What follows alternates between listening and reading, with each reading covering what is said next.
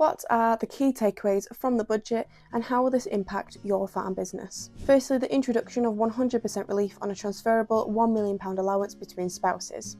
Ade Babatunde, Senior Financial Planning Director at Rathbones, says the Chancellor had thrown a lifeline to family businesses and farmers as the £1 million allowance for 100% relief can now be passed to a surviving spouse or civil partner, even if the first death happened before the rule change.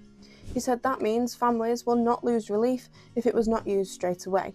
This could be a game changer for SMEs ahead of next April's shake-up, sparing many from selling assets just to pay the tax.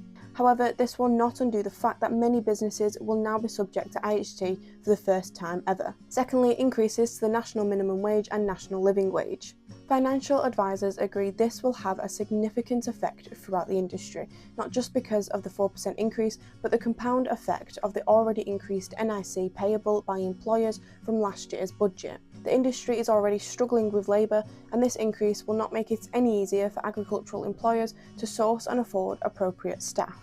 Thirdly, the proposed 2% tax surcharge called mansion tax on property and investment income. This is another cost that will have an effect on farming businesses with rental properties. For diversified farms, it will come down to whether the increased tax on property income is offset by other changes announced around business rates and tourist tax measures.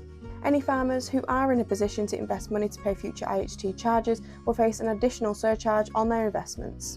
Finally, extending frozen income tax thresholds. Sean McCann, Chartered Financial Planner at NFU Mutual, said the Chancellor's decision to extend the freeze on income tax thresholds for a further 3 years will see an increasing number caught in the 60% tax trap. Introduced in 2010, it sees anyone with an income of more than £100,000 lose £1 of their tax-free personal allowance for every £2 of income over £100,000, resulting in a 60% tax charge on income between £100,000 and £125,140.